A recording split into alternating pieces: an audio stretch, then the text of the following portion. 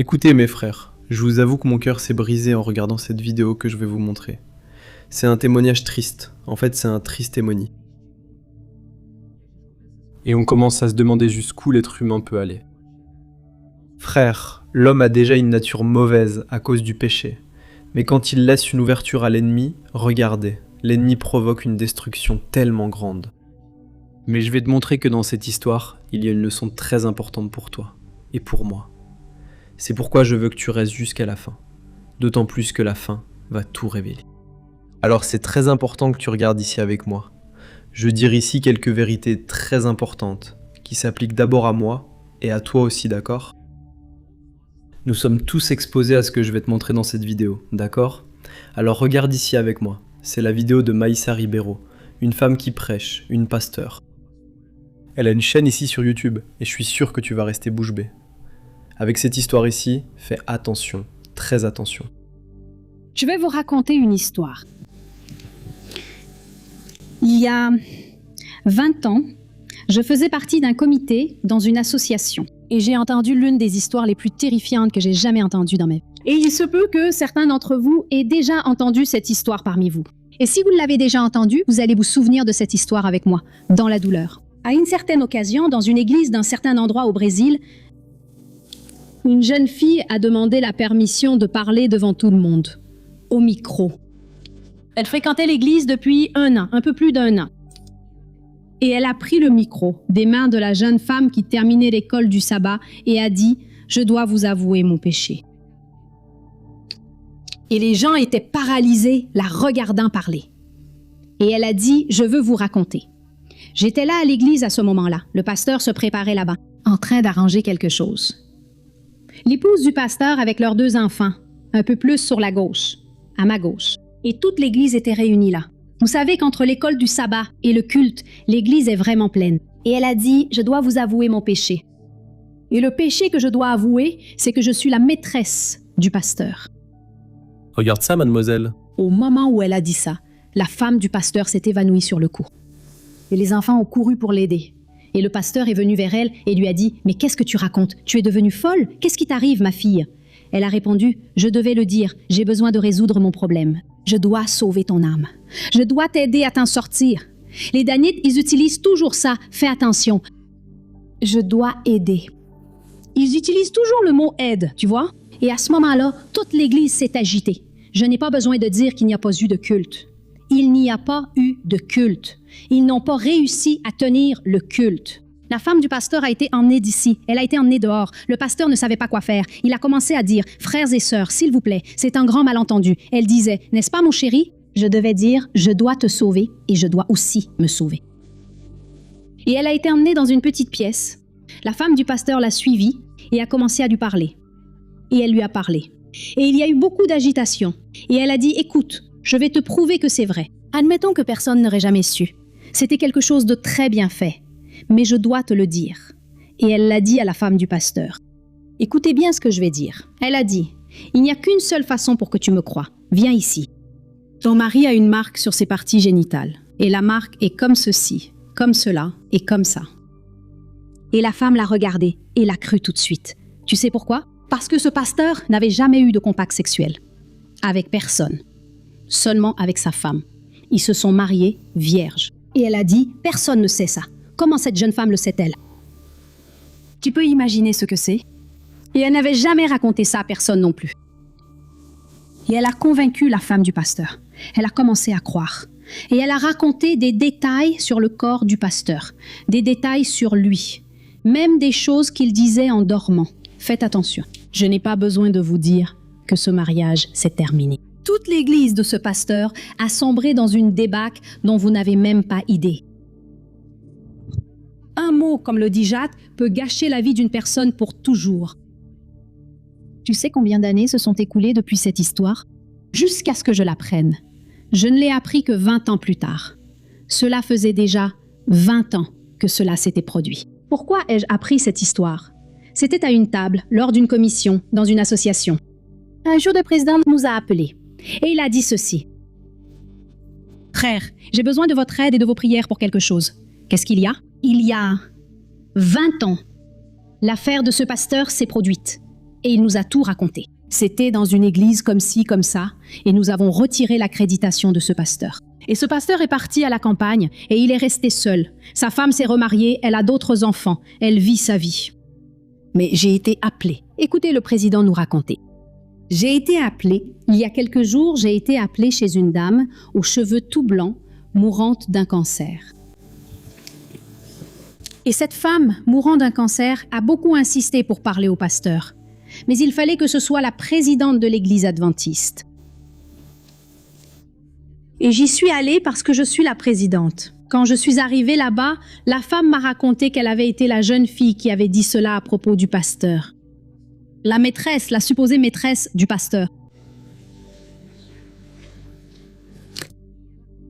Et elle a raconté à la présidente qu'elle avait inventé toute cette histoire. Mais comment savait-elle les détails du corps du pasteur?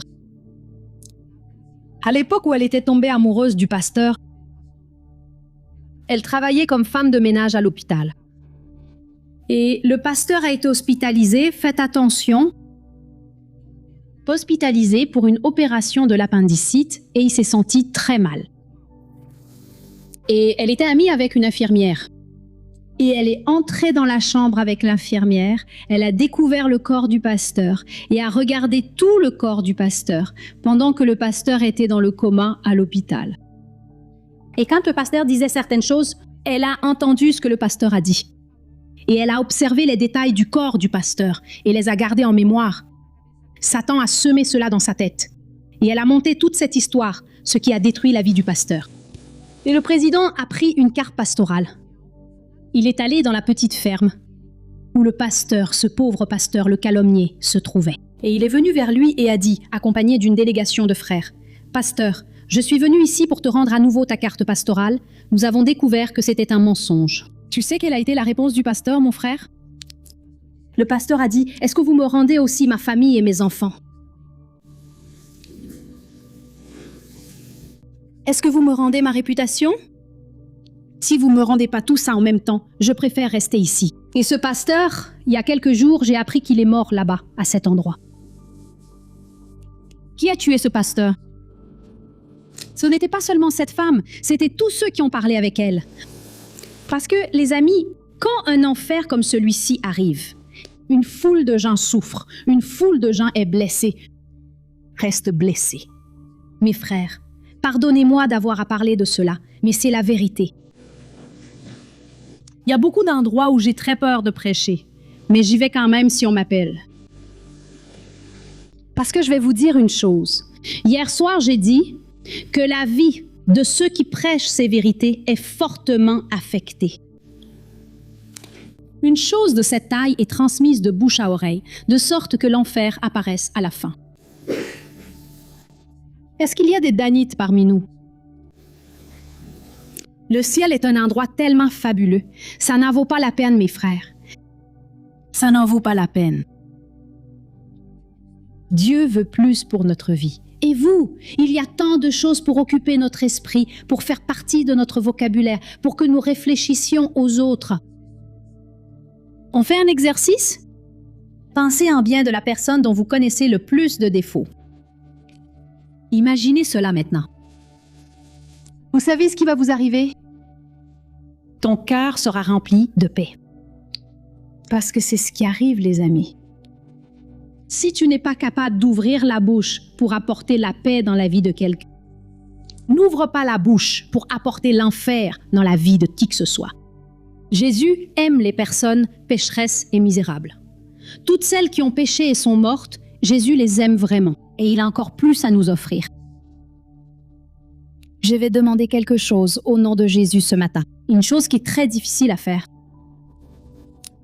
Mais si quelqu'un, au nom de Jésus, a dit quelque chose sur une autre personne, même si c'est vrai, et qui n'a pas demandé pardon, qu'elle demande pardon à Dieu maintenant et qu'elle se dépêche d'aller demander pardon à la personne. Frères, écoutez. Je ne sais pas pour vous, mais moi j'ai été touché par ce message ici. Parce qu'il semble que ce message soit tellement actuel, frère. Nous en avons besoin plus que jamais. Parfois, il faut savoir se taire, rester tranquille et laisser les choses se résoudre. Remettre entre les mains de Dieu. Écoutez frères, la langue est dangereuse. La Bible dit dans le livre de Jacques, chapitre 3, lisez-le ensuite chez vous. Là ça commence ainsi. Nous trébuchons tous de plusieurs manières, mais celui qui contrôle sa langue est une personne mûre, une personne qui plaît vraiment au Seigneur. Je vais te montrer maintenant ce qui se passe quand quelqu'un profère une calomnie comme celle-ci. D'où cela vient-il, mes frères? D'où cela vient-il? Je vais te montrer. Regarde, dans le même chapitre de Jacques, chapitre 3, verset 6, puis du 9 au 11. Regarde ce que la Bible dit. La langue est une flamme de feu. C'est un monde de méchanceté qui corrompt tout le corps. Elle met le feu à toute une vie, car c'est l'enfer lui-même qui l'allume. Parfois, elle loue le Seigneur et Père, et parfois elle maudit ce que Dieu a créé à son image. Ainsi, bénédiction et malédiction sortent de la même bouche. Mes frères, cela ne devrait pas être ainsi. Une même source peut-elle faire jaillir de l'eau douce et de l'eau amère? Mes frères, c'est la pure vérité. C'est l'enfer lui-même qui allume la flamme qui détruit la vie des gens. Par quoi? Par la langue des autres, et malheureusement, par la langue des chrétiens, par la langue même du peuple de Dieu. Regardez mes frères, il y a des gens ici sur YouTube qui créent des chaînes, mes frères, juste pour dire du mal des autres. N'ont-ils rien de mieux à dire, mes frères, que la parole de Dieu? Ils n'ont pas de contenu à transmettre? Ils passent leur temps à faire des polémiques en parlant mal des autres? Frères, nous devons faire attention même à suivre ces pages, car cela peut alimenter, enflammer encore plus, n'est-ce pas? Cela peut faire en sorte que notre cœur soit trompé. Pourquoi? Regardez ce que dit cet autre verset de la Bible, Proverbe 18, verset 17. Il est écrit ainsi, Le premier à présenter sa cause paraît avoir raison, jusqu'à ce qu'un autre vienne devant lui et le questionne. Autrement dit, toute histoire a deux versions. Regarde l'histoire de cet homme, frère, de ce pasteur, quelle tristesse. Cet homme a été victime d'une injustice. Il a été accusé de quelque chose qu'il n'avait pas fait, victime d'une calomnie. Frère, ça mène en prison. Ça, frère, ça vient directement de l'enfer. Détruire une famille, quelle tristesse. Mais que cela serve de leçon pour moi et pour toi. Tu sais pourquoi? Parfois on est cruel, frère. Et j'ai déjà appris une chose. Quand on pointe du doigt quelqu'un, souvent c'est parce qu'on veut se sentir plus sain. Tu comprends? On se croit meilleur que les autres, et on remercie même Dieu. Dieu, merci parce que je ne suis pas comme cette personne. Merci parce que je n'ai pas commis ce péché. Frère, Jésus a raconté une parabole qui parle exactement de cela. La parabole du publicain et du pharisien. Le publicain était le collecteur d'impôts à l'époque de Rome. Il était considéré par la société comme le pire type de personne. Pourquoi? Ils étaient vraiment des pécheurs. Ils volaient les gens, ils extorquaient les gens. Mais la Bible dit que lorsqu'il est arrivé à l'église, au temple, il n'a même pas voulu entrer dans le temple, et il n'a même pas voulu lever les yeux vers le ciel, parce qu'il pensait ainsi, je ne suis pas digne, je ne le mérite pas. Et alors il s'est repenti de ce qu'il avait fait. Et il disait, Dieu, et il se frappait la poitrine en disant, je ne suis pas digne de lever les yeux vers le ciel, parce que je suis un pécheur. Et alors Jésus a raconté que le pharisien est venu, le religieux, celui qui avait l'habitude de jeûner, qui connaissait les Écritures. Et il est allé au milieu du temple. Et il se frappait la poitrine et disait « Grâce à Dieu, je ne suis pas comme cet homme, comme les pécheurs. Je jeûne, je prie, je donne la dîme. » Frère, et alors Jésus a dit « Savez-vous lequel des deux a été accepté par Dieu? Le publicain, ce collecteur d'impôts, parce qu'il s'est humilié devant le Père. Et celui qui s'humilie sera exalté, et celui qui s'exalte sera humilié. Alors frère, il faut faire très attention à la calomnie, vous savez. J'ai beaucoup vu cela parmi nous, et nous devons vraiment faire attention à cela, vous voyez. La langue. Tu comprends? Tu te souviens de l'exemple de Joseph? Joseph a été calomnié, n'est-ce pas? Il a été vendu comme esclave par ses frères quand il avait 17 ans. Retiens bien cela. Et il est donc allé vivre dans la maison de Potiphar, l'homme qui était juste en dessous de Pharaon. C'était l'homme qui travaillait pour Pharaon. Et José est resté là à travailler, comme serviteur, n'est-ce pas? Comme esclave, jusqu'à ce que la femme de Potiphar veuille coucher avec Joseph. Mais Joseph n'a pas voulu, parce que c'était un homme de Dieu, un homme de principe. Et il s'est enfui, sauf qu'elle est restée avec ses vêtements dans la main. Et tu sais ce qui s'est passé? Quand le mari est arrivé, elle accusait Joseph d'avoir essayé de la harceler. Frère, c'était une calomnie. De la même manière que cette jeune femme ici, elle est allée voir le pasteur dans cette situation difficile, en train de subir une opération, et elle a vu une faille là. Oups, Elle a vu le corps du pasteur dans un moment de fragilité, frère. Et cela a été une flèche de l'ennemi. Et l'ennemi a soufflé dans son esprit, lui disant quel jour elle devrait révéler ce secret aux autres. Laisse-moi te dire une chose. Parfois on apprend des choses, frère, sur lesquelles on doit veiller. Il ne faut en parler à personne. N'en parle à personne. Même pas avec l'intention d'aider, tu sais. Parce qu'on vient avec cette petite histoire, n'est-ce pas? Non, je te raconte juste pour que tu puisses prier pour un tel. Frère, cela cache déjà en nous une méchanceté. Cela cache déjà une religiosité, frère. On veut se donner des airs de saint, frère. On est pire que cette personne qui a fait cela. Parce qu'au moins le péché de cette personne a été exposé, mais pas nous. Frère, Dieu voit tout. Je veux juste lire un autre verset ici, pour que vous compreniez la gravité. Vous avez vu que la jeune fille là-bas, qui a menti, qui a raconté cette calomnie, elle a payé un prix élevé, n'est-ce pas? Regardez la gravité, hein. Proverbe chapitre 6, versets 16 à 19. Il est écrit ceci, écoutez. Il y a 6 choses que le Seigneur déteste, ou plutôt 7 choses qu'il considère comme abominables. Des yeux arrogants, une langue menteuse, des mots qui tuent l'innocent, un cœur qui trame le mal, des pieds qui se hâtent de faire le mal, un faux témoin qui profère des mensonges, et celui qui sème la discorde entre frères. Regarde. Je ne veux pas faire partie de cette liste ici, frère, de ces attitudes que Dieu déteste, le faux témoin qui profère des mensonges, et celui qui sème la discorde. Frère, laissez-moi vous dire une chose. Quand vous entendez une mauvaise nouvelle, quand vous apprenez quelque chose que personne n'a raconté, priez pour cette personne. La Bible dit ceci. L'amour couvre une multitude de péchés. Laissez-moi vous donner un exemple ici. Imagine que quelqu'un vienne vers vous et vous raconte quelque chose de terrible sur quelqu'un. Et là vous montrez de l'amour. Et là vous dites, on va prier pour cette personne? Nous aussi nous avons nos défauts, n'est-ce pas? Prions pour elle. Frère, là, l'amour empêche une multitude de péchés qui pourraient être commis, vous savez.